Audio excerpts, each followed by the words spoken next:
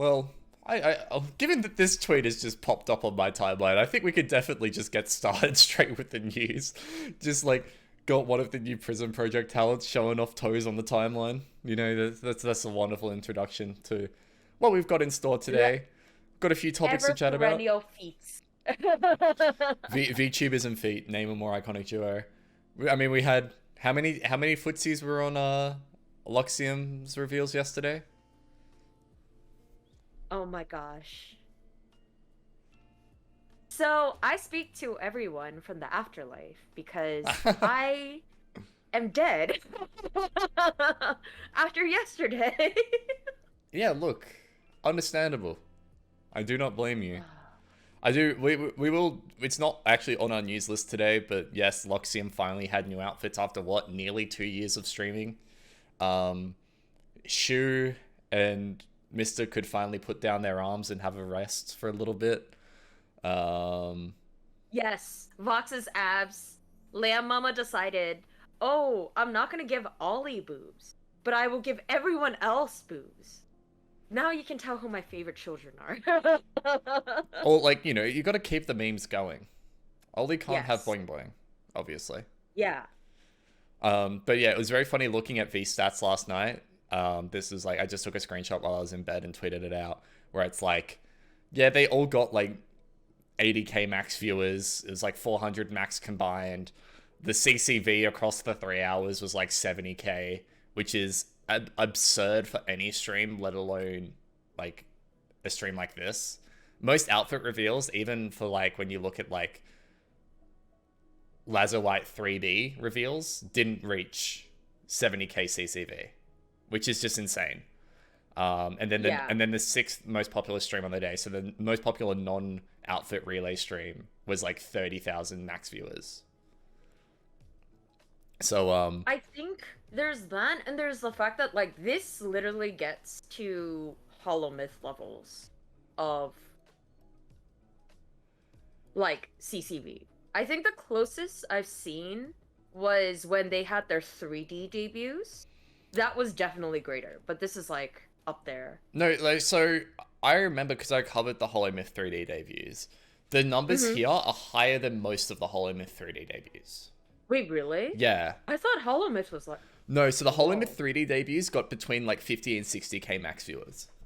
This is like another level on top of that. Like some of like the concerts for like Hollow Myth have gotten more, and usually concerts for Hololive like will rack in 6-figure CCV or 6-figure max viewers. Yeah. Like the one that I always turn back to is I think Suisei's return live after her hiatus had 170,000 max viewers. And then all the birthday lives that happened and anniversary lives that happened in the latter half of 22 for Hollow would reach like 100 to 120k. So it's not like that. But for an outfit reveal, I think this is probably the most popular outfit relay in history of VTubing. No way. Yeah, I have a feeling. Whoa. It would be one of the most popular just like straight up reveals. Because even debut streams for like Hollow top out at like 50 or 60k. I remember Noctix got to 50k. It's really funny because this kind of reminds me of, I think it was Diego being like, oh, do you guys think VTubing is saturated? And I was like, no. And Rin Penrose shows that it's clearly you can still explode. By the way, she's already reached 300k YouTube subs, and we were talking about it on the last podcast, how she made 200k after making 100k the week before. So in a space of a month, she has gone up 300% subscribership. She will, like, at this rate, she will reach 1 million by the end of the year, which would just be fucking phenomenal. Like, it would be like one of the single greatest blow-ups. I would argue probably the biggest blow up in VTubing in terms of coming from a tier 2 agency. Which is absolutely insane to think about. The saturated discussion, is an interesting one, Carrie. We can probably get into that a bit later. But I do want to talk, and we can open the show with, we talked about outfit reveals here. How about some nice new VTubers? We can go and look at PRISM Project, who, after 18 months in the Sony arm, have finally re-debuted a new generation. My favorite PRISM Project stat is the agency started in 21, at the start of 2021. They debuted their first 4 generations within 6 months of each other, and then it took 18 months to get Gen 5.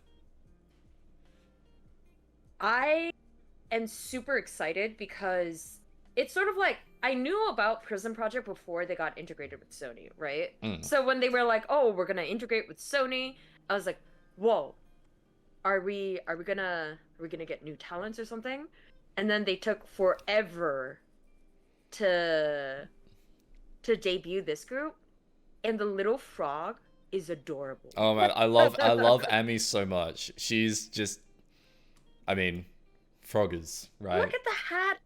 Look at the hat. The little like rainbow hairpiece, just the cute facial expressions. Like, I so hope Amy blows up, like gets like on a similar level of like hype as like Shiki, because like Shiki is like the biggest PRISM Project VTuber. I think they're more than 100k on YouTube now, whereas the rest of PRISM Project lays between like 15k and 40k. So like they're like, which is like very impressive, but we need new blood. Yeah, but it does go to show that like, because like there's I mean, if we're gonna throw Idol into the conversation here, because when we talk about tier 2 agencies, the ones that are performing best right now and is definitely Idol EN, but then you've also got names like Project Kawaii and PRISM Project who are now actually starting to blow up and make a name for themselves and actually do some things. We do have a section on Project Kawaii later in this video about what's been happening over there, because it's been interesting. But for now, we'll focus on PRISM Project. So for the uninformed, we did mention a little bit. So PRISM Project started off as an independent agency in 2021. They merged with Sony Music Entertainment Japan, which is one of the biggest talent agencies, period, in May of 2022. And this is, I guess, the result of that merger is their first VTuber generation after the merger. They last debuted talent, their Gen 4 talent debuted in November 2021. They've got 3 new VTubers, so Lana Shikami on the left here, Ami Amami in the middle, and then Ko Tsubame on the right. And they're all English speaking. One of my friends was very excited because Lana Shikami said Kiora in their intro, so we're getting a Kiwi VTuber on the main stage now. And the one thing that I really want to highlight here, and we can talk about a little bit beyond the fact that PRISM Project is finally getting new VTubers after 18 months of nothing, is this quote from their producer Shogun, who took over when PRISM Project joined Sony Music Entertainment Japan. And I'll just read it out in full, and then I'll get your thoughts on it, Sleepy. In the press release, they said, "At PRISM Project, we intend to utilize all the resources of the worldwide Sony Music Group to provide both online and offline career opportunities to our talents. Within the virtual talent space, there are countless incredibly gifted performers who have both the skills and the drive necessary to succeed in both the classic sense as VTubers, but also in traditionally offline business spaces such as the voice acting and musical artist industries. With the addition of the 3 VTubers, PRISM Project is honored to accept 3 incredible performers who have shown above and beyond motivation and ambition." I'm really happy because finally somebody is using the full extent of whatever their parent company is. Like, that has always been my biggest gripe. Because, for those of you who don't know, Anycolor was 20% owned by Sony. And, like, yes, they did use that connection quite a bit in order to help, like, forge relationships with other companies and run events. Sony Yeah. had a big arm to play in NIJIFest. Yes, and they still do. But like, I'm just like, PRISM Project, it's been a long time since you guys have been part of Sony. Where are we seeing the results, man?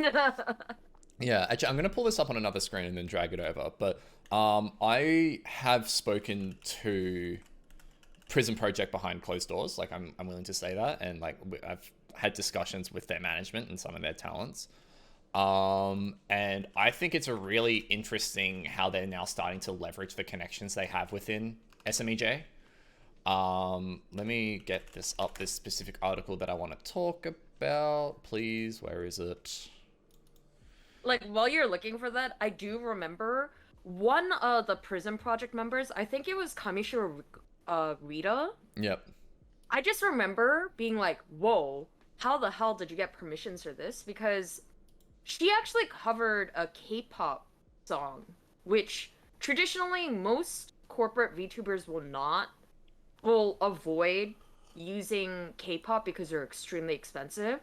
So the fact that she even got permission to dance, which is a BTS song, so they're super expensive, was like, wow, how the hell did you get that connection? Yeah.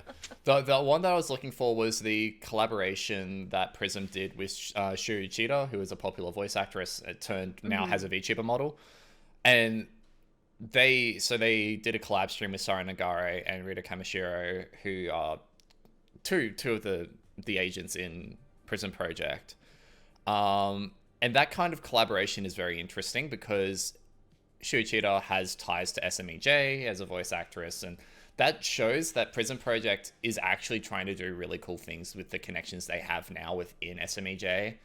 And when they were doing the auditions for Gen 5, having spoken to some people, they really emphasized the fact that they wanted people who could leverage some of the other arms and opportunities that SMEJ can provide, whether it be musical assistants or voice acting assistants, or expanding into different fields and not just being your typical gamer VTuber streamer, and actually leveraging the connections that they have at their fingertips to turn these virtual entertainers into a more traditional performer if they so choose.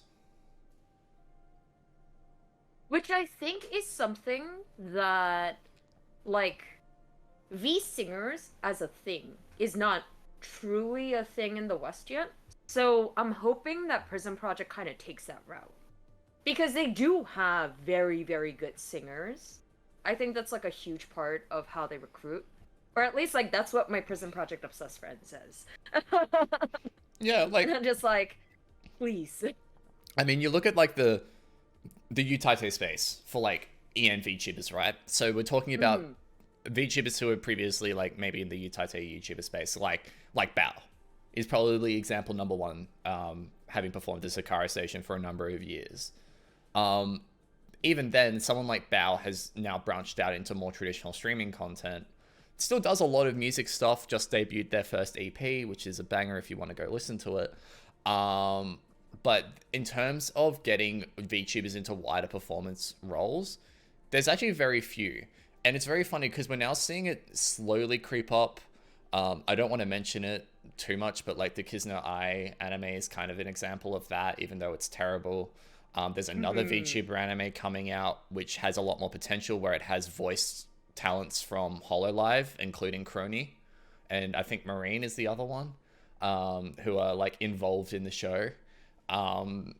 So those opportunities are now starting to exist.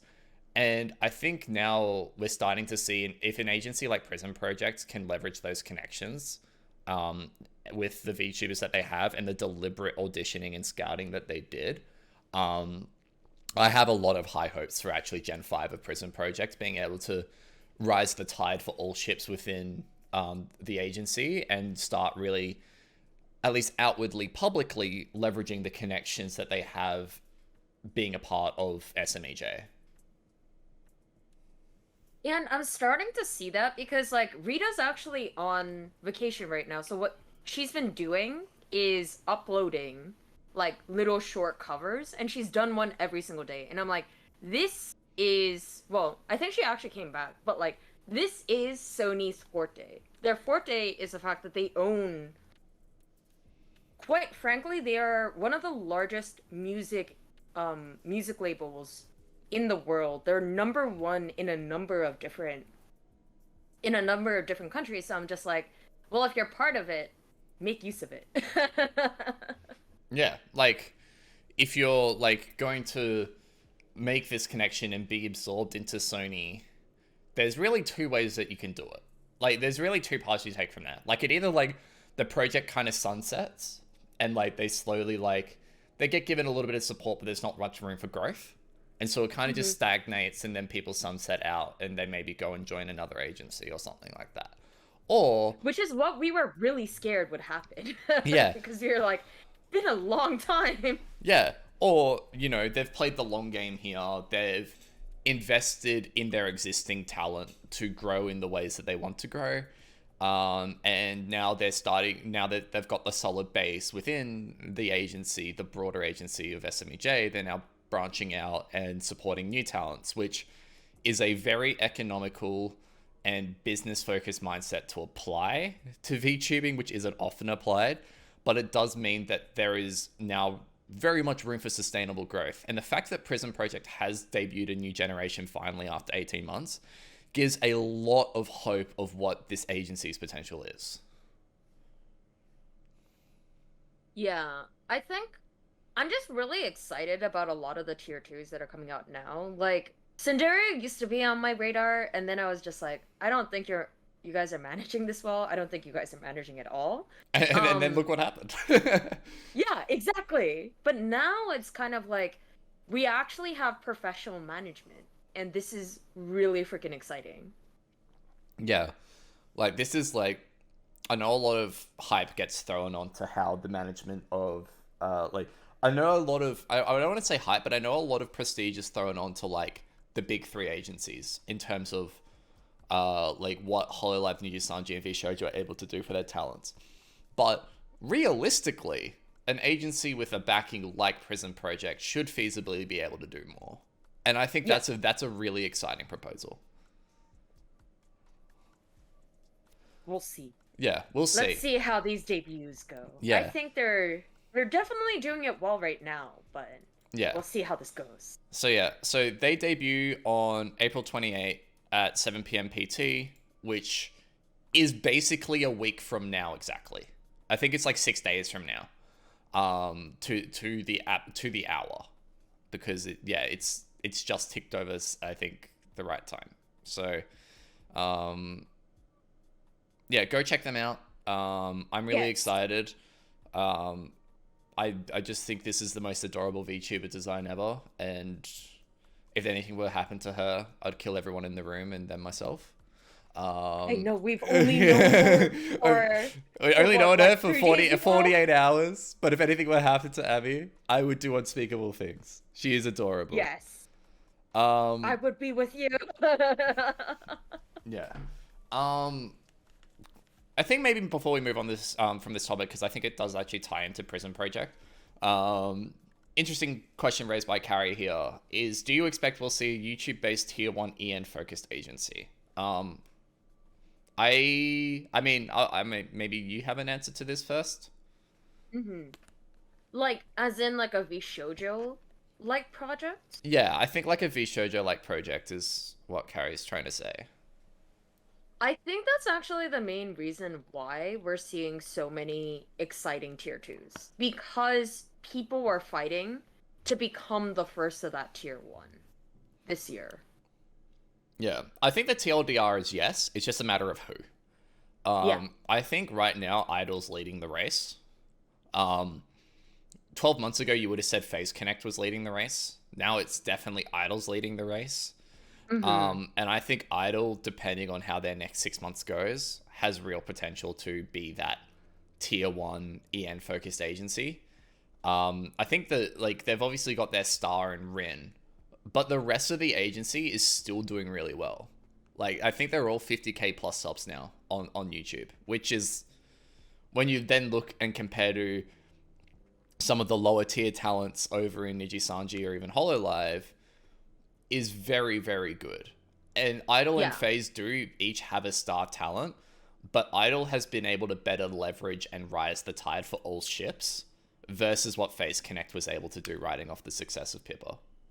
So... And before we move on, I want to strongly emphasize, like, people forget this all the time, but 3 years ago, Hololive was in Idol's boat.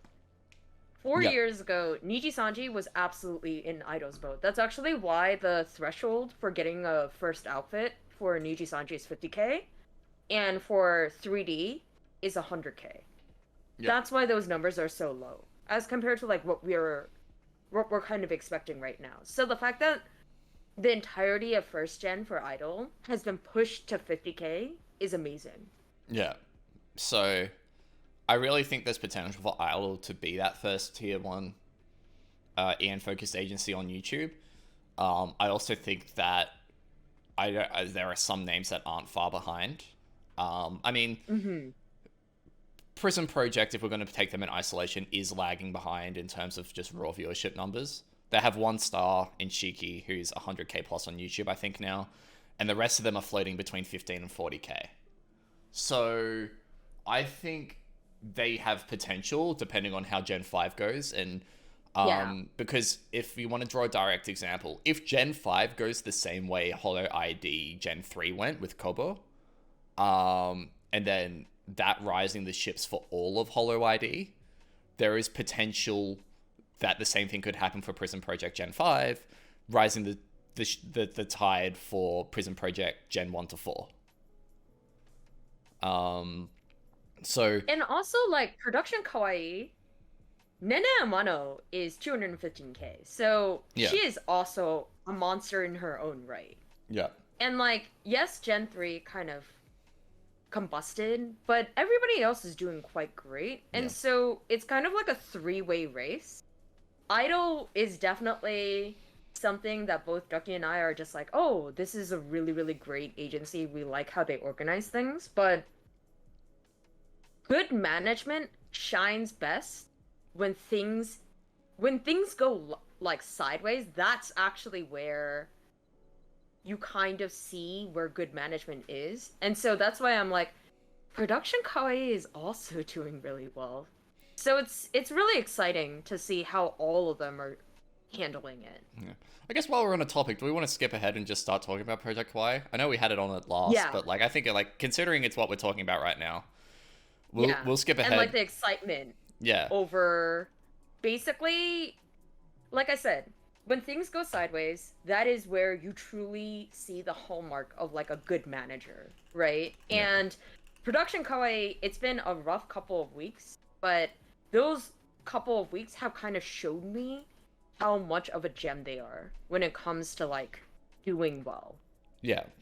So Production Kawaii is, again, like we talk about it a lot on this podcast, is what we like to call a tier 2 agency, where they're not the size of the big three of NIJISANJI, Hololive, and VShojo, but they are at least sustainable, where they aren't like a fleeting agency and they have a decent background of support and they are trying to make new things happen and trying to break into the tier 1 space.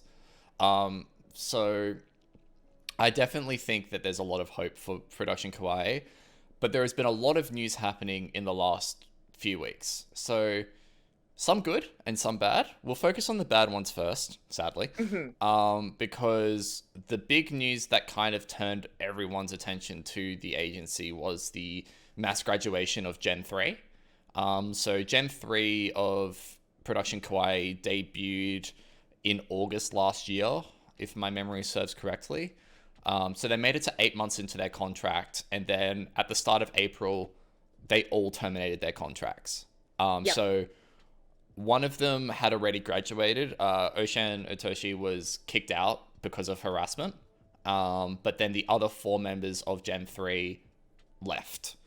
In the announcement, which I've got up on screen here, Production Kawaii said, the management team and Gen 3 have had a disagreement over the directions of production, and after multiple discussions and meetings, Gen 3 has determined that it remains difficult to continue their VTuber activities in Production Kawaii. So they were let go. It's worth noting that all 4 of them have since gone and reincarnated themselves either into new models, some into just ungraduating their old forms. So they're all still around and they're all still kicking around on their other accounts. They're just not in Production Kawaii's books anymore. However, what really stood out to me, and definitely what stood out to you, and I'd love you to chat about this, Sleepy, is how Kawaii, both as management and the other generations, handled the mass graduation. Yeah. I would say the thing that impressed me the most was just how they framed the way that everybody was let go. Because the way that they phrased it, and this is something that I will actually die on. An agency is there to protect their talents, regardless of whether or not they leave on the happiest of terms, which is why, as much as it was nice to kind of see behind the curtain of why Zion was terminated, I was just like, okay, so you guys have listed everything, right? Yeah. But when it came to Production Kawaii, they framed it as, we just came to this standstill. We're not really able to reconcile our differences, and so now we're just going to part ways. And I guess because management tried to do so much for them, their talents were furious. And so their talents went, wait, this is not the full story. Yeah. And I think it really became evident when Gen 1 and Gen 2 basically came out and said, Gen 3 is able to think what they want, but in reality, Kawaii, we have full faith in the vision that Project Kawaii is trying to push forward. And that, coming from Gen 1 and 2, that makes a little bit of sense. I mean, they're a group of, they've been in the, now the longest standing members of Project Kawaii are now just about to celebrate their 2nd anniversary. So they've been in the agency for a very long time, and they are on board with the vision. And so they've put in blood, sweat, and tears to push forward the vision of the agency and try to make it the best they can be. And I think the fact that Gen 3 came in, tried to make a splash, didn't, and left before even a year, was a little bit disheartening for them. Yeah. And quite frankly, like, I think one of the things that I think people kind of have an unrealistic expectation of right now is that people are automatically going to make a splash when they debut as VTubers, which is not, it's not realistic. It wasn't realistic in the past. It's not realistic now, right? You do kind of have to carve out your own niche and hope that you make it big, but that doesn't mean that it'll happen automatically. Like, even for Luxiem, it took about a month before everybody really started exploding, and the explosion was not fun. That was more... It was, like, creative destruction. I want to say, I've seen a lot of people be like, oh, it was so much nicer when it was only 20 people, and I was like, you and I definitely have different memories, because that was not fun. Yeah. Like, there is a toll to exploding too quickly. Like, it is, like, Yes. it leads to a drastic shift in the content that you make. It leads to a drastic shift in the community. Like, there is so much, there's just a wide difference from when you go from, like, 2 or 3 digit viewers to all of a sudden having 1,000 CCV, 10,000 CCV. Yeah. Like, that is such a massive jump in the streamer's experience. And it does, there is a reason why the biggest of the biggest streamers have, like, speak about burnout and mental health and the pressures of trying to perform to that big of an audience, because it is very difficult to do. Like, I was there for Hollow Myth when they debuted, right? And the immense toll that it took, particularly, I want to say, on Kiara and Mori, was just, I don't want to go back to those days. That was a very, very hard time. Yeah. And I think ultimately what kind of came out of this, like the Gen 3 graduation for Production Kawaii, I remember when I first looked at it and I was like, this is a little bit suspicious, having an entire generation graduate. Based off of previous VTuber graduations, when an entire gen graduates, the first person to blame is the agency. Yeah. But after... You're just like, what happened here? Yeah. But after what happened in, like, the 48 hours after the announcement, I started feeling a lot more sympathetic. Maybe not towards the agency, but definitely towards Gen 1 and 2, where they almost felt a little bit betrayed. And I could totally understand where they're coming from that. Like, this is a project that they've given 18 months, 2 years of effort into. And then the new kids on the block kind of just up and left. And sure, they're allowed to make that decision to up and leave. And there is some rumors about where the Gen 3 is going. And if those rumors come true, then I think they are even more validated in feeling betrayed. But I personally think that they came out with a really professional response. They came out and stood Mm-hmm. by themselves and stood by the goals of the company and the direction they want to take VTubing. And that's all you can really ask for. And I think that's a really empowering thing. And I think it shows that there is still a lot of life left in Production Kawaii, arguably even more so, despite the fact that they lost 4 talents overnight. I'm actually gonna put all of my cards in the I actually think there is more life after, because like I said before, you really get a test of management when things just go completely haywire. And the fact that they were able to do this, and then the unfortunate incident with stalkers, right, that we're gonna talk about in a little bit, um, the way that they handled both was just so professional and so on top of things that I was like, wait, I really trust how you guys are running the ship. Like, this is actually really nice. Yeah. Yeah, we can move on to the next side of it now. Encourage us to like just answer your question about do you read the rumors as anything other than speculation? Is like, no, I think it's still pure speculation.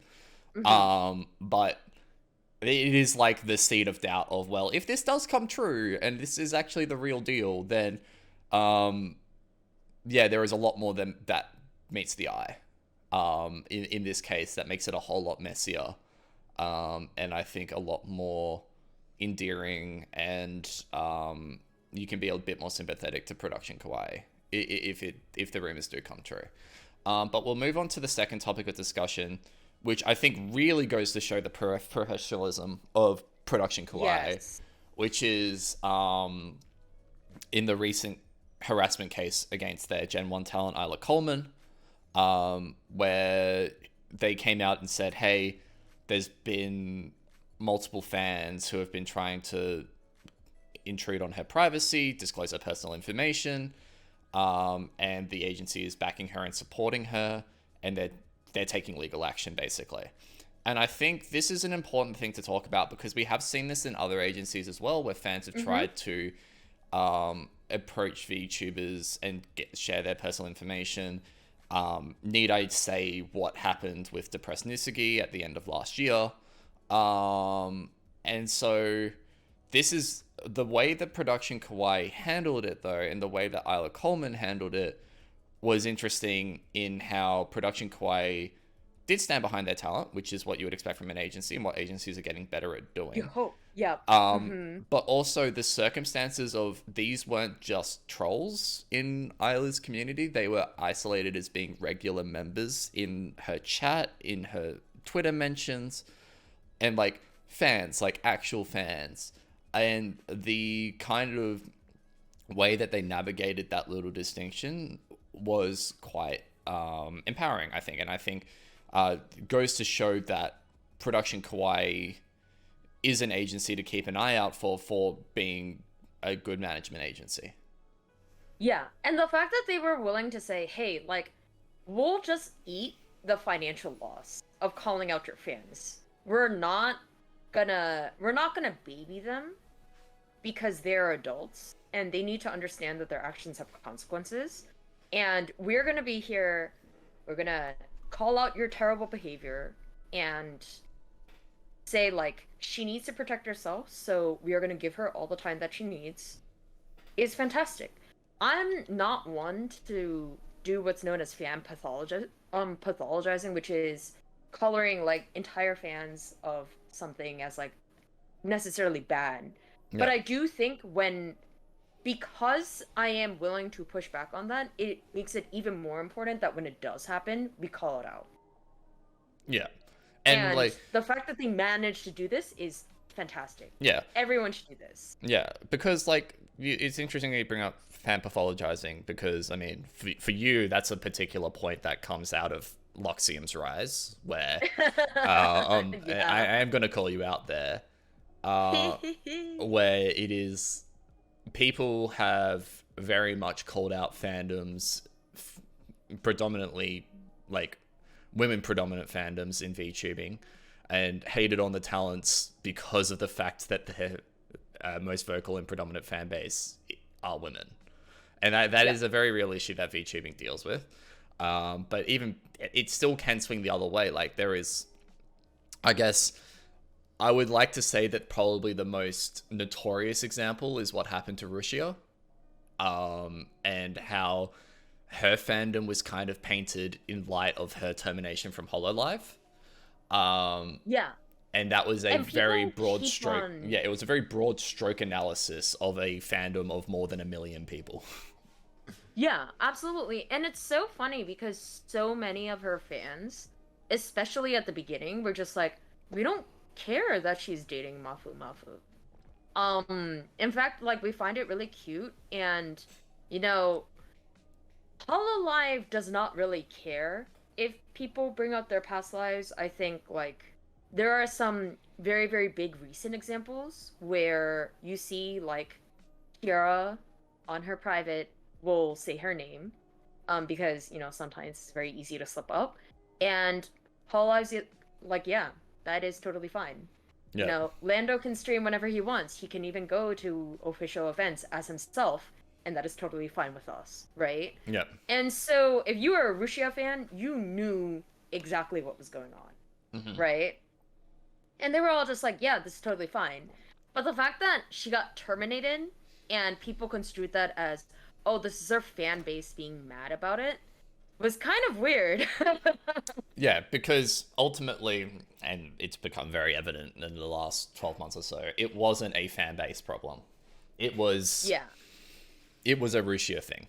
Like it was the person behind the talent. Because it wasn't just the Mafu Mafu relationship that kind of brought on her downturn. It was the fact that she shared sensitive private information with third parties. And Yes. and Like, general misconduct. Very, very prominent drama tubers who are more than happy to say some very terrible things, right? Yeah. Like, I think that more than anything else, probably pissed off management, right? Yeah. And it's funny, Kari, that you're mentioning the Londo thing at Offkai, because honestly, when he was announced, I was like, oh man, I really want to go. Yeah. And like, just one last thing, like the Isla Coleman stuff, I wanted to bring up her own statement, and just read out some things from here, where, I might not, so this is just a direct quote from Isla Coleman, and we can kind of tie a bow on how this emphasizes the production kawaii in their future. I might not say it often, but I do care about my fans. I opened up to you and talked about so many things, and I expected my feelings to be respected. But to know some of these people who called themselves my fans have pried into my personal business, ignoring boundaries that are very clearly established and causing problems for me and the people I care about, is a breach of that very trust that I have placed in them. I put a lot of work into make my streams a positive environment so that everyone can have fun together, but dealing with this invasion of my right to privacy has made it difficult for me to keep smiling through it, even when I have so many things to be happy and excited about.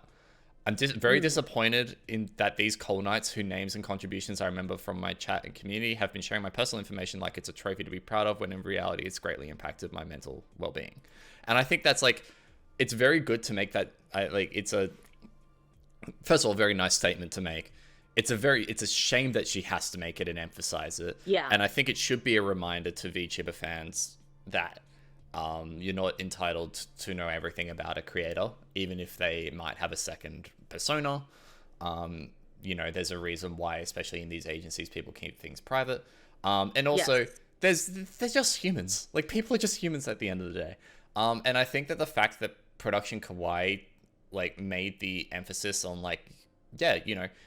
for the most part, these are actually just regular fans. Like, these are the super fans of these VTubers, and being able to call them out for what they are, and set a standard of behavior that should happen in these fandoms, is, I think, a very positive thing going forward, and I think shows a level of maturity within the agency that they're willing to stand behind their talents no matter the circumstances.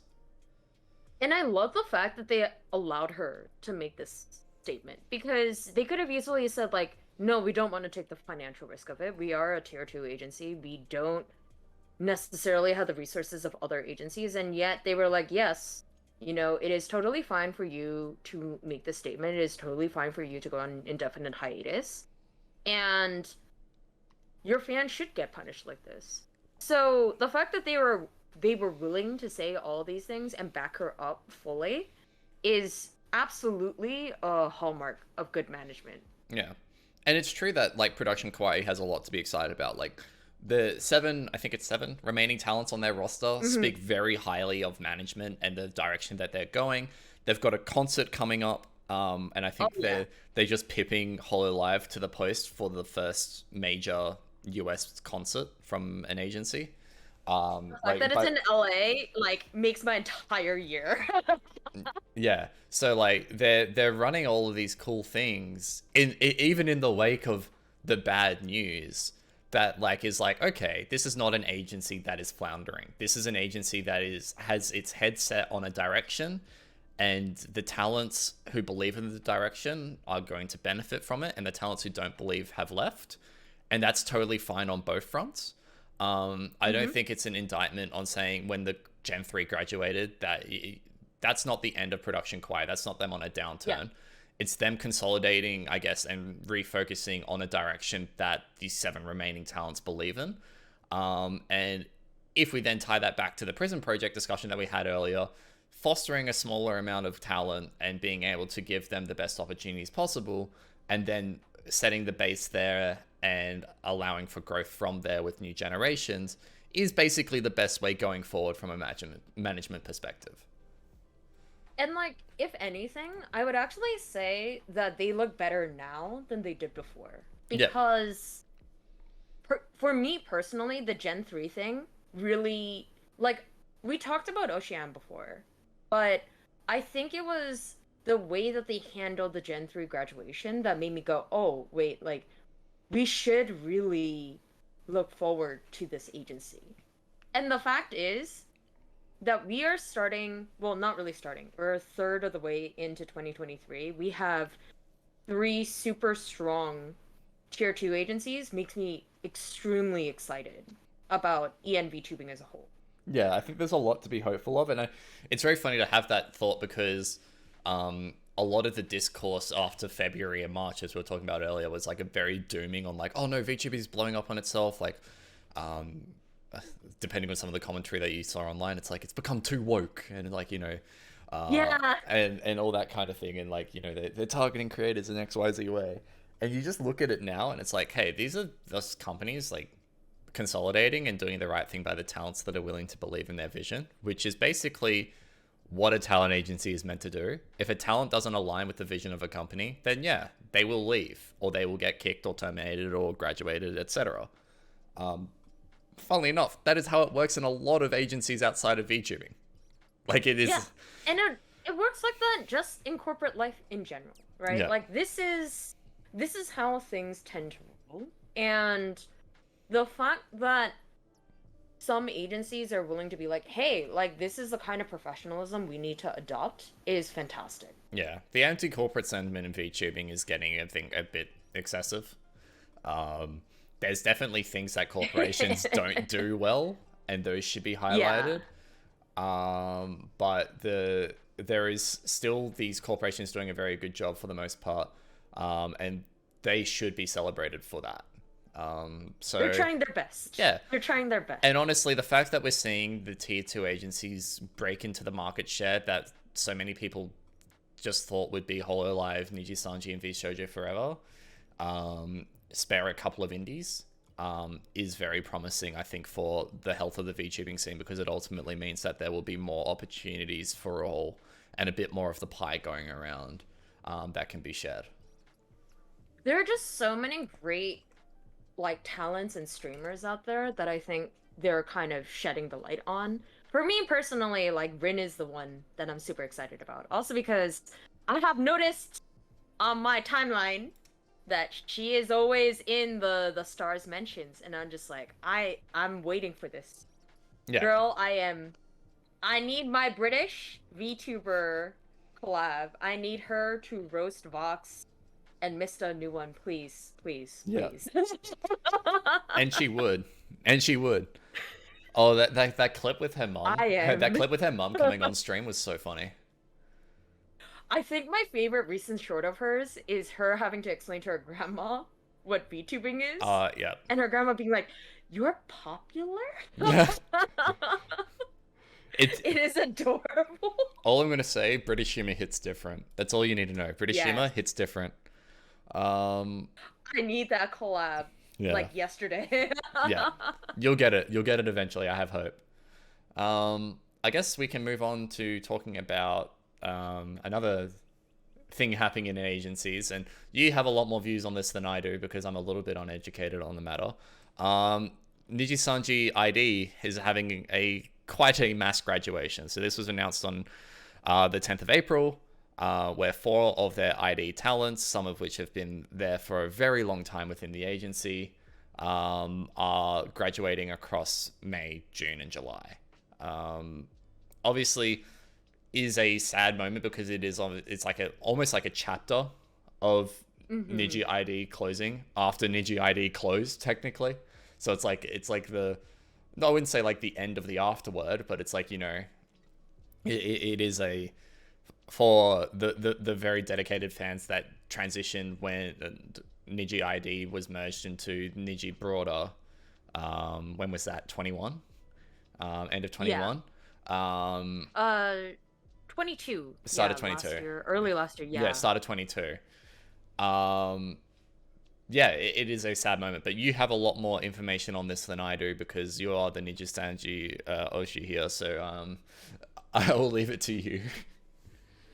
I would say this is one of those moments where I want to say good financial management is not necessarily best for fans, right? Because the way that they did it was after 2021, it became extremely apparent that EN was just a lot more financially viable than any other branch, especially because English is kind of like the lingua franca of the world. So you see a lot of people like Reimu or Haka kind of debuting in EN when normally they would have waited for a Spanish branch to come up somewhere. Or you have people like Kotoko or Meliko who are very fluent in Japanese but decided to debut in EN for a variety of reasons, and all of them very, very legitimate and valid.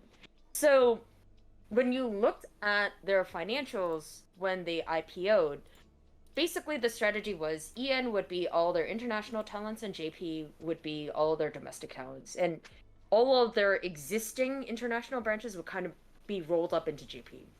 Yeah. Korea took it well, because a lot of Koreans already speak Japanese. But unfortunately for ID, that was not the case. Yeah. Personally, I thought ID should have been rolled up into EN, but that is neither here nor there. And yes, actually, EN is more viable than JP, as Hololive very well kind of shows, right? If you look at their financials, especially their marketing and growth strategies, you'll notice that a lot of their viewers are actually overseas. Yeah. And especially with, like, despite their shit management of merchandise, NIJISANJI is showing that, like, yeah, EN is super, super viable. Yeah. But that meant that they were going to pull away resources from their previous international branches and put it into the thing that would give them the most bang for their buck, which was EN. Yeah. And this, unfortunately, is kind of like what happens when you pull away everyone's managers and you have like one manager for the entirety of what was like a 15-person branch, right? Yeah.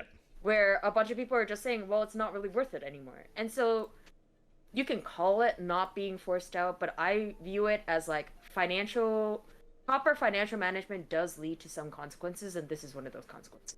Yeah. So I've brought up here for the stream the latest financial results for NIJISANJI to kind of emphasize the point.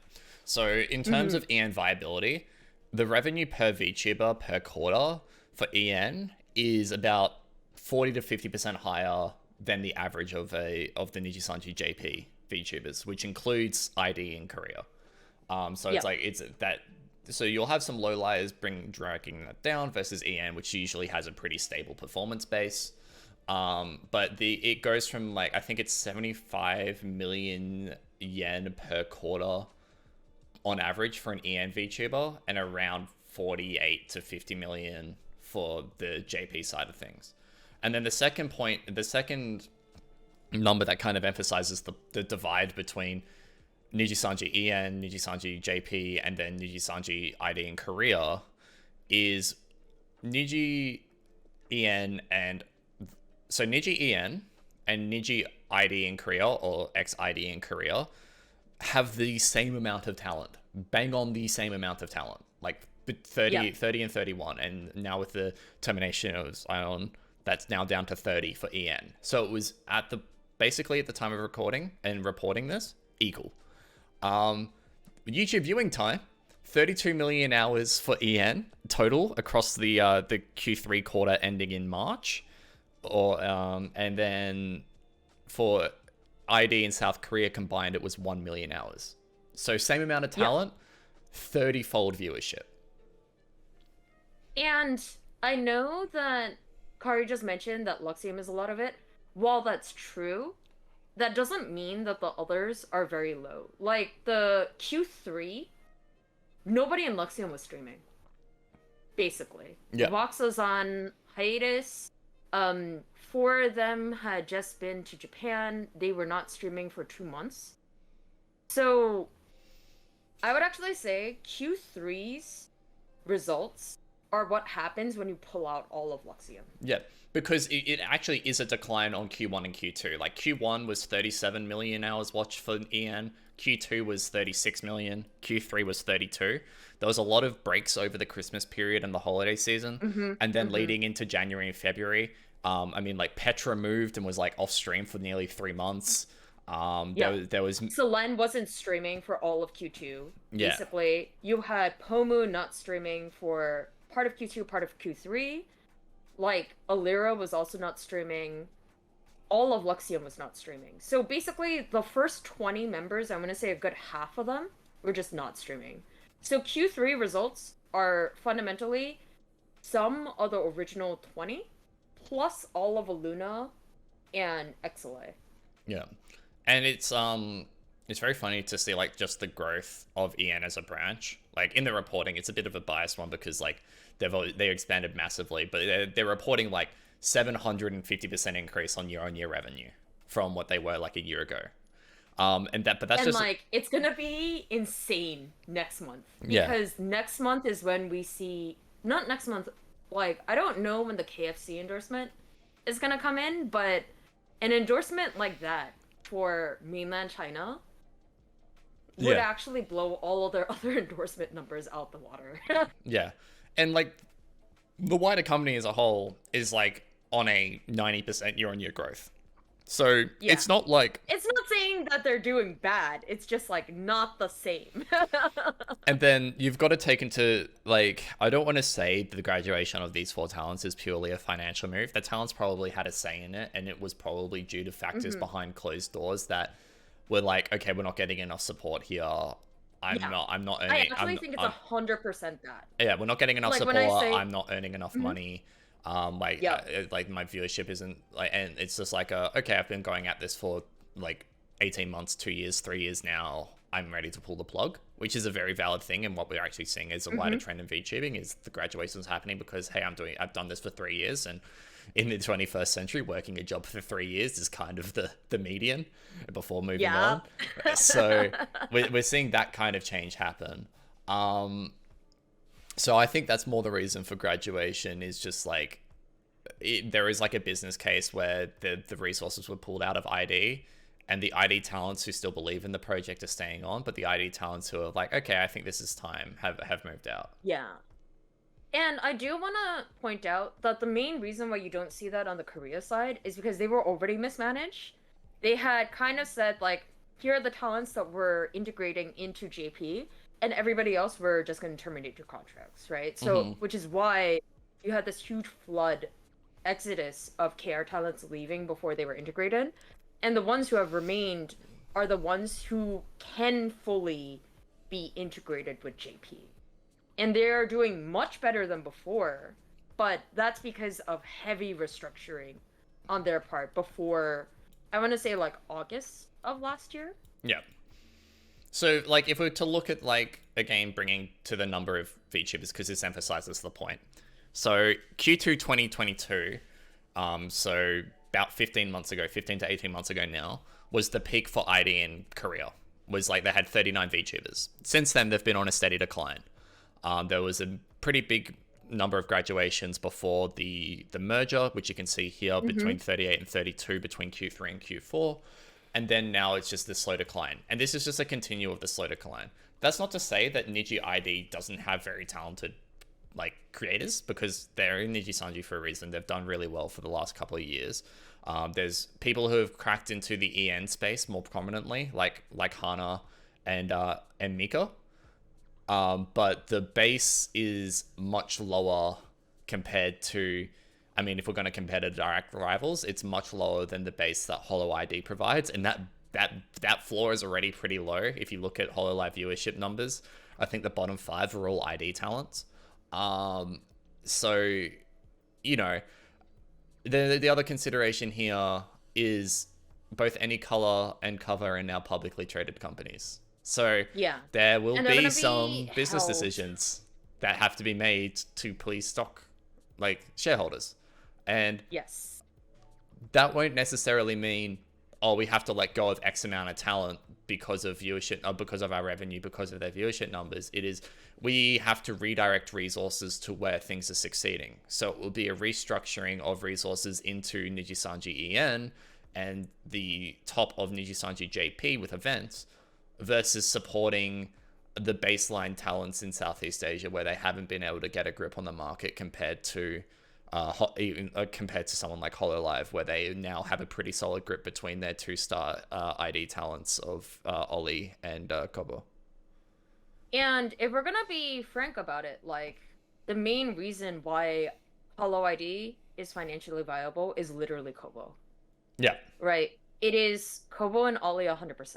And if they did not happen, there is a different timeline where, unfortunately, like, a similar thing might have happened to ID. This is why Hollow still, despite sitting on the HoloLive Korea name for a number of years, still has not launched a Korean branch. Yeah. Because they just don't have the confidence that they would be able to do justice like they have for EN. Or like they have for like ID now. Like ID was like a late bloomer, but it happened. It eventually happened. And as we've spoken about already, rising tide lifts all ships kind of deal. That is what we are now seeing out of Hollow ID. But that's also leveraged off the fact that we're seeing a lot of Hollow ID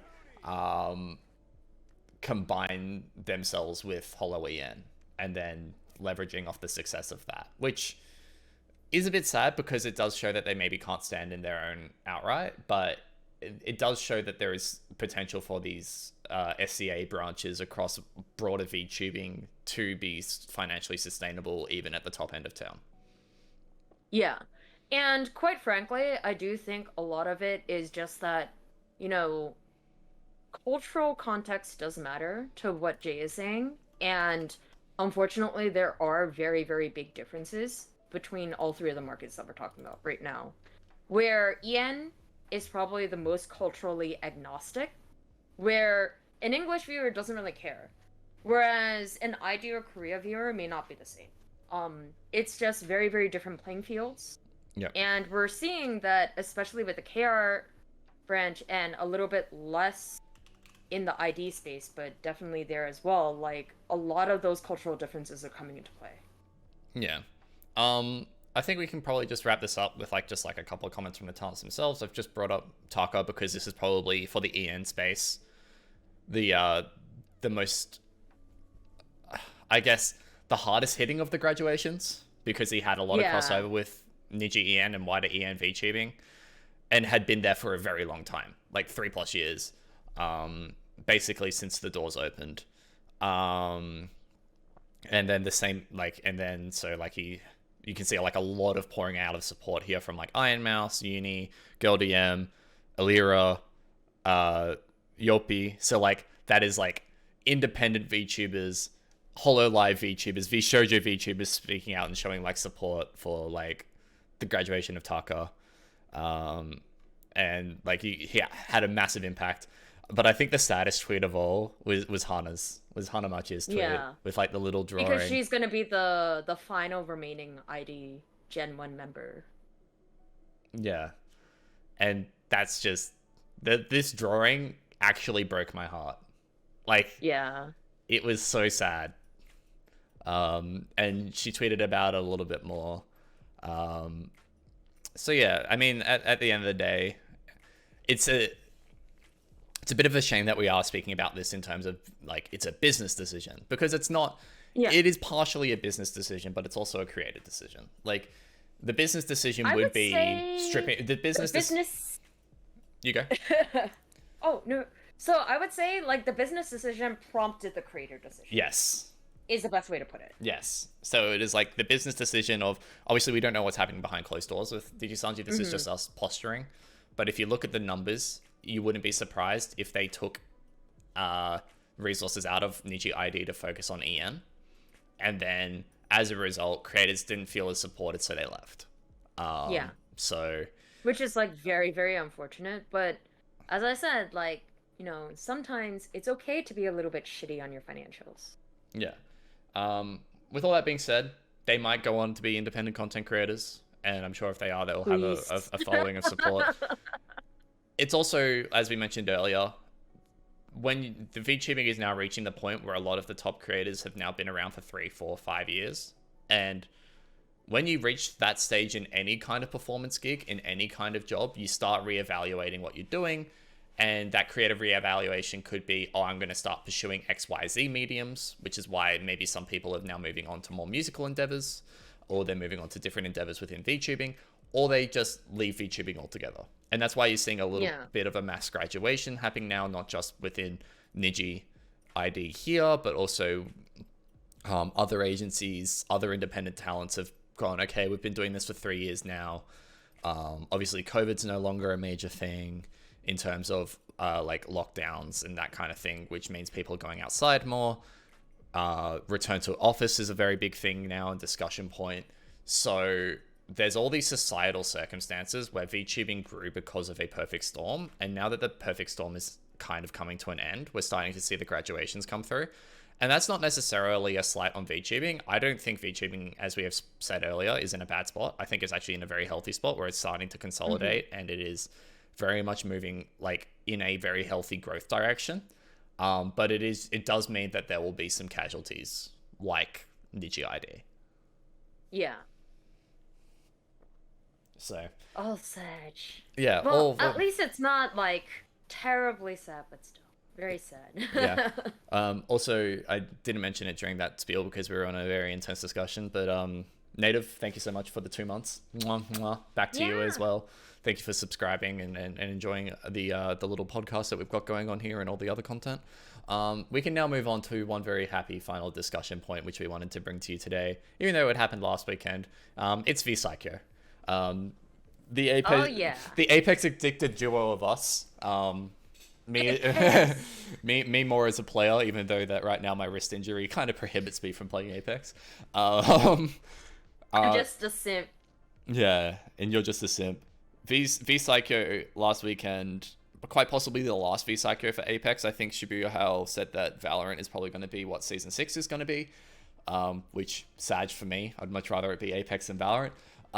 But it pulled in some massive viewership. Like, we're talking, I think the stream peaked at 170k, the main stream, and then all the watch parties, the individual streamer POVs, probably doubled that.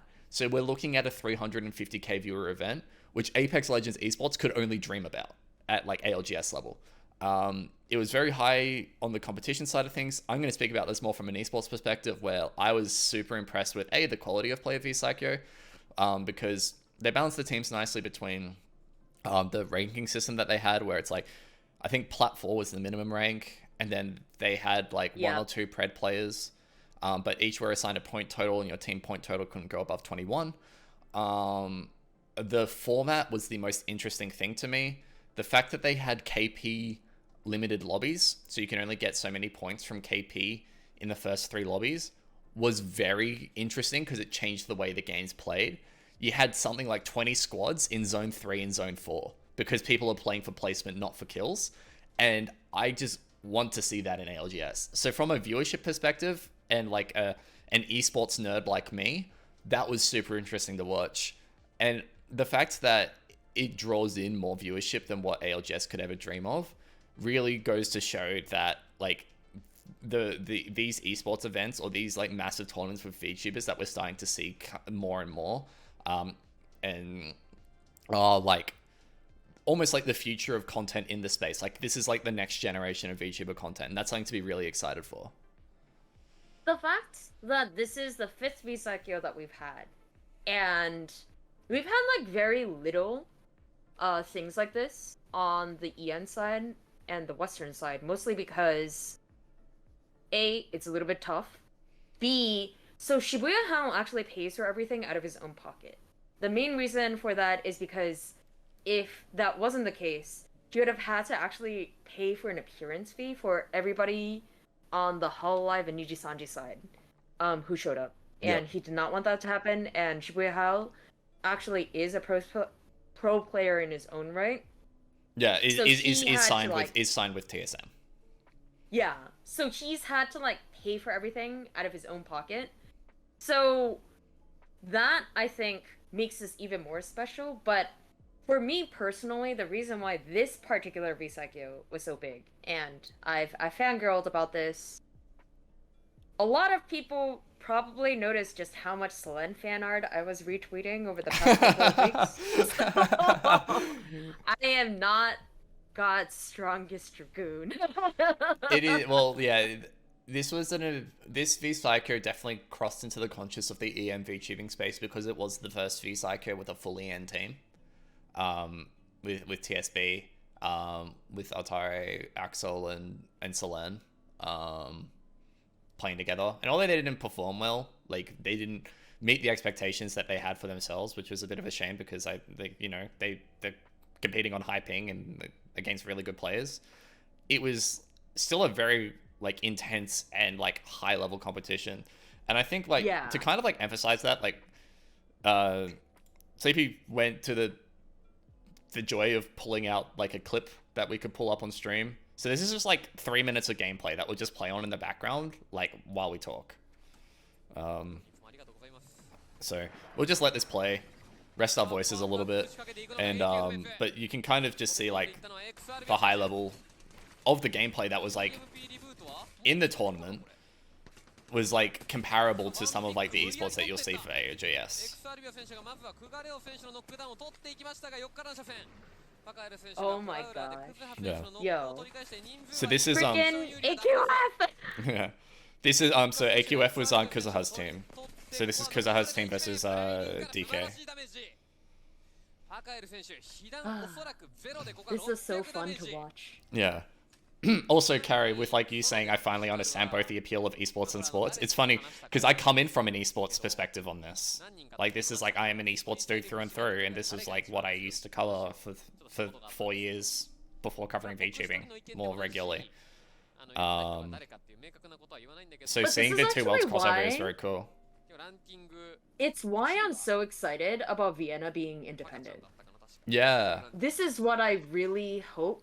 Like, Selene is starting to organize more tournaments, but I think they're going to be predominantly NIJISANJI only. So I'm really hoping that, like, either from Vienna or somebody else, we get kind of like the Shibuya Hao figure. Yeah, but like, the one tournament that comes to mind for me was the Omega Strikers tournament with like the VTubers, like the VTuber Invitational they had. Yeah. That was like the EN version of VSaikyo, and that was like very well run. Vienna was the mastermind behind it, and I think it goes to show that there is room for the EN VTubing space to have these kinds of tournaments. Because it's going to be super exciting, especially since, like, the games that are popular, I think, in the West are slightly different from the games that are popular in Japan. And so I'm just like, come on, we're getting Tekken 8 this year. Where's League? Yeah. I'm a League person. I think we're a long way from a VTuber League tournament, but I can definitely see a VTuber, like an EM VTuber Valorant event. You think so? I actually think we might get a League one soon. I think like a league one is like maybe potential now because of, I mean, on the NIJISANJI side, not a lot of them play League, but definitely on the like Holostars, Ian has definitely popularized League a little bit. I think the only reason why Niji-Sanji doesn't play League as much is because there weren't 5 people. And everybody plays mid. Yeah. Also, by the way, VSaikyo was like shown in like a theater in Tokyo, and it was like kind of cool. Everyone had like glow sticks and everything. I really hope they continue to do this because it would be so much fun. But also, like, I'm waiting for the day that Kuzuha, Aster, Mista, and Gavis all play together. Because there is a real possibility that Aster is probably the strongest League player across the board after Vienna. So we'll see. Yeah, well, yeah, Vienna's ex Chal, so that kind of checks out. Yo, get me in. I'm ex-master. Get me in. I'll be on the fucking League collab. Do it. Yeah. Big N just like talked about like RPR setting up like VTuber Royale, which is like, I guess kind of like RPR has that as like a one-on-one series, as like a content series, but then also like I think there is broader appeal for tournaments now in the EN space. I think Apex opening up custom lobbies for all is definitely bigger. Like it means like Apex tournaments can definitely happen. And I think as the number of games that the EN VTubers across agencies and indies kind of coalesces and like merges together, like there's a lot of Valorant players. Now there's like a slight uptick in League players. There's obviously a strong base of Apex players because these are the games that were popularized in JP VTubing, and now they've kind of bled into the EN space.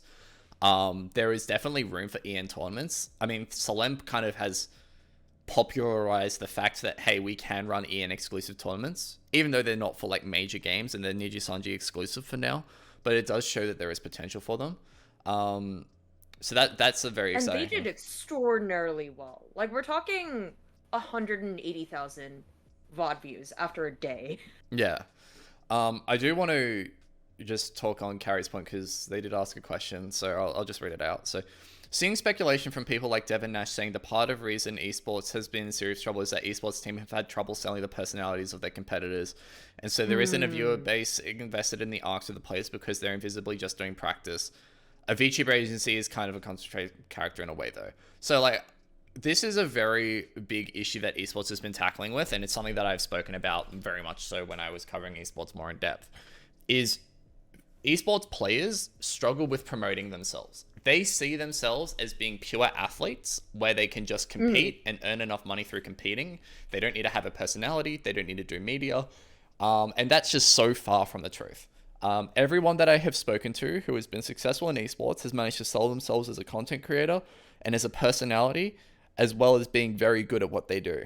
Like, I think the best example of this is, like, we have to go straight to the top. It's Faker. Like, Faker not only is the unkillable Demon King in League and the best player to have ever touched the game, but he is also insanely talented at content creation. People watch him because he is like good at the game, sure, but he is also an entertaining personality, a very smart personality.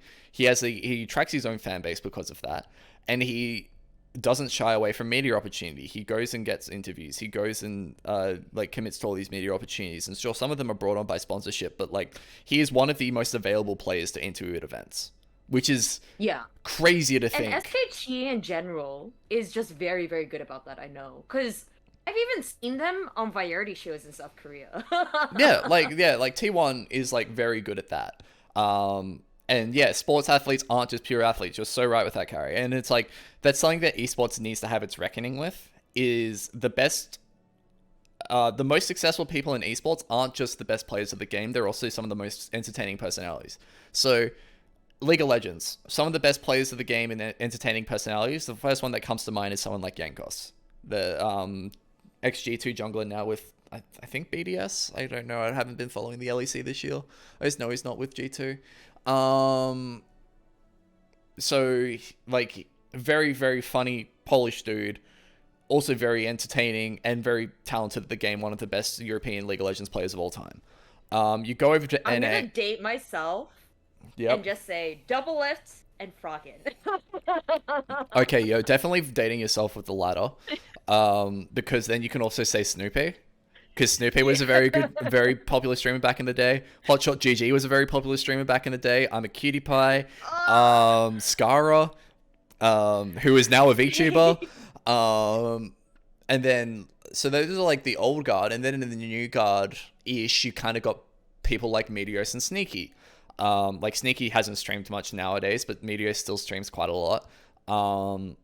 And they were very talented, but they were also personalities to sell, and that's why Cloud9 was so successful across the mid 2010s and late 2010s. Was because not only did they have the best League of Legends team North America had ever seen, they also had some of the most marketable personalities in Meteos and Sneaky. So that's why they did. That's why they did so well. Let's not kid ourselves. As an NA player, like our teams are not good. It's not well. They have to stand out somehow.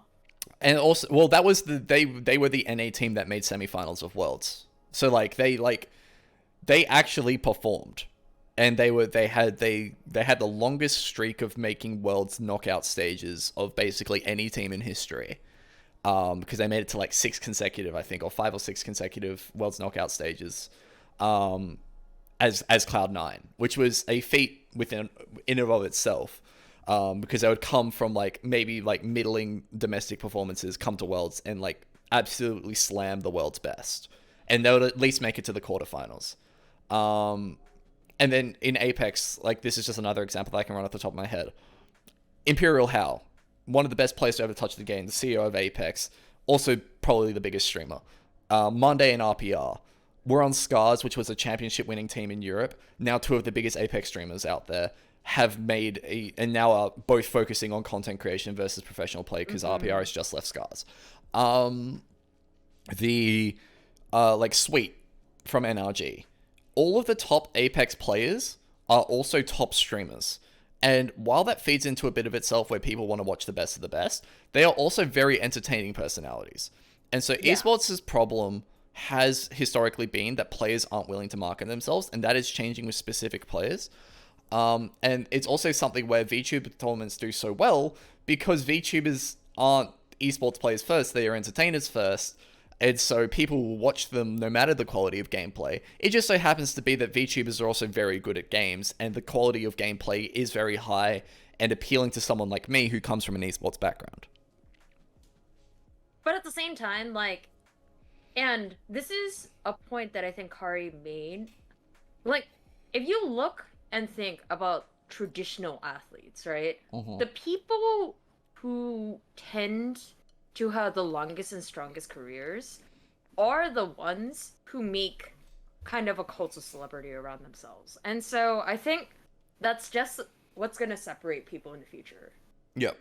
That you just have like this group of athletes who are also extremely entertaining on stream.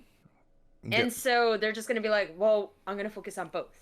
Yep. And like personal favorite discovery that I made as a result of this VSaikyo arc, it's definitely Noct. Yep. Noct and Selene, best days. I am Team Pizza all the way. I was losing it on watching VSaikyo because I was watching Wig's watch party. So Nice Wig, 100 Thieves content creator for Apex, former pro player, now does watch parties and casting for Apex. And he was in a call with Noct and RPR. Noct being Nocturnal. I think I saw the clip. Oh my god, Nocturnal. I have to say Nocturnal because there is an Apex pro player called Noct, who plays for Optic. So I say Nocturnal, just for like clarification's sake. So for Nocturnal, who's a pro player of himself, plays for XSET now, formerly Team Liquid, and RPR were coaching 2 different teams in VSaikyo, and they were just going at each other's throats. And that was just hilarious. The entire stream was just them shit-talking each other, shit-talking their teams, shit-talking their coaching ability, just like pure Apex bants. And I have just never laughed so hard at some of the comments that were being made. The one last thing that I want to talk about VSaikyo, and we can kind of like wrap it up here, is I think the emphasis of competitor and entertainer really comes through with like the tweet thread that Selene Mm. put out at the end of VSaikyo. So like she took like a couple of days off, did I think one collab, and then put out this tweet thread about VSaikyo. I'll read it out in full because it's not that long, but I think it's really emblematic of Selene's mentality, and I think a really positive one that a lot of people could probably take note of. So I will just go from the second tweet here, which is, so yes, I underperformed heavily. There's no sugarcoating it. My role was endgame, but I was never able to fully utilize it on the day, and it made me the runt of the team. I've tried to fix my weakness, but the amount of hours of personal coaching from various pros and coaches didn't prepare me for where my actual weakness was, my emotions. I thought about it long and hard, but I will not be streaming any future POVs of tournaments and customs until my performance justifies being watched. I've never done well in a competitive setting. It's been a consistent part of me. I've always liked the confidence. To address the counter calling, I've been told by my coaches that my game sense and input have been mostly correct during VOD reviews and that I should always give my input, but I acknowledge that it became frustrating not just to our viewers, but to our IGL, quote-unquote, Axel. I'm sorry that I wasn't able to give you guys a good performance, but thank you for supporting TSB for the past month. Although the ending was bittersweet, at least we had one hell of a journey. She talks about not making another statement, and to avoid any frustrations in the future, I'll try and take on main IGL in future events as my coaches believe it's a role that I should play, which is a very good statement coming from someone who's like a streamer first, but it's a very competitive centric mentality, and it's something that I can really admire, being able to have that kind of introspection. Personally, as a Dragoon, I'm just like kind of frustrated because I was like, okay, Selene, you're writing this, but like also, you know, no shade, but like Lauren didn't do that well either. AQF has been a team for 2 straight years, and they ended up number 12. So I don't understand this talk about like not performing as well when there was a target on their back, literally. Like if you jumped into a lot of the other POVs, people would actually be like, we should take down TSB first. Yeah. First off, because it's 3 people on high ping, we could definitely get them down, and Selene is a monster, we don't want her to enter late game, right? So that was an actual strategy that people were going for. Yeah. Right? Which is a big reason why at VSaikyo, the people who are expected to do the best tend to get knocked out first. Because they're the people everyone is going after. Yeah. But at the same time, like, I can respect the mentality of, like, yeah, you can tell that Selene is, like, competitive. I mean, that you don't need VSaikyo to tell you that. Like, you could just watch one of her streams. Like, you could literally just do that. But as someone who comes from a competitive standpoint, it was admirable to be able to admit fault like that. And there was a lot of eyes on her. Like, when you have more than 300,000 people watching all the various POVs and 170,000 people on the main channel, like, the pressure did get to her. And I think it's good that she had the awareness of, like, yeah, okay, I can't deal with 6 figures amount of people watching me when usually I have, like 10,000 CCV. Like, that is, like, again, when we're talking about, like, the jump between 2 and 3 figure CCV to 4 and 5 figure CCV, the jump from 5 figure CCV to 6 figure is, like, infinitely higher. Like, it is just, like, another level of pressure. And I think it does show that she still wants to, like, compete and be a streamer at the same time, which is, like, you know, admirable. And I think that, you know, this is just, like, a good first taste for her. This was her first major event in this kind of competitive capacity as a VTuber. And I think it goes to show that there is still a long future ahead for VTuber tournaments, especially in the EN space. Selena's already pushing for it. You look at the Tetris tournament, you look at WrestleSanji. She just announced Fall Guys. Yeah, I'm so here for this. Yeah, the Fall Guys tournament. Like, so, like, these are all, like, the casual tournaments that, like, appeal to the NIJISANJI fan base, right? And the NIJISANJI VTubers. But when we get to, like, the EN VSaikyos, basically, Selene's going to be all over those. And, like, I think that's, like, something that the EN VTuber space can really look forward to, is those major events, cross-agency, esports style tournaments, because off the back of VSaikyo's success and the growing EN market, it is kind of just the next logical destination. Yeah, which is why, like, when Vienna announced that she was going independent, I was literally on cloud 9, because I was like, okay, you know, my dream of seeing a Vienna-led, like, major tournament to the levels of, like, VSaikyo have just taken one step closer to reality. Yeah. Like it is not a far-flung future to think that we will have a EN VTuber VSaikyo sometime in the near future. Can't tell you when, but it will happen. It will eventually happen. And if only because she is also a League player. I'm just saying. You really want this League tournament. Yes, on the off chance that she ever finds this clip, doing a 1v1 would be super hilarious. I'm just saying, everyone in NIJISANJI is a fucking mid laner. Also, and Vienna didn't graduate. She's just now an independent content creator. She left Cloud9, so that actually probably gives her more opportunities. Because she used to be their coach, right? No, Vienna was just a content creator for Cloud9. She was just really good. Like she was like just a top tier streamer. And she streamed as a face cam streamer for Cloud9 before becoming a VTuber. So like she has like experience with the brand. She is free. And like, yeah, it's like free for some like level of that, but it's also like, you know, it's just like a different level of opportunity that can now be afforded to her. What she does with it like remains to be seen. I'm personally just really excited and like hope that we can have more of these events in the EN space after seeing like how good VSaikyo 5 was.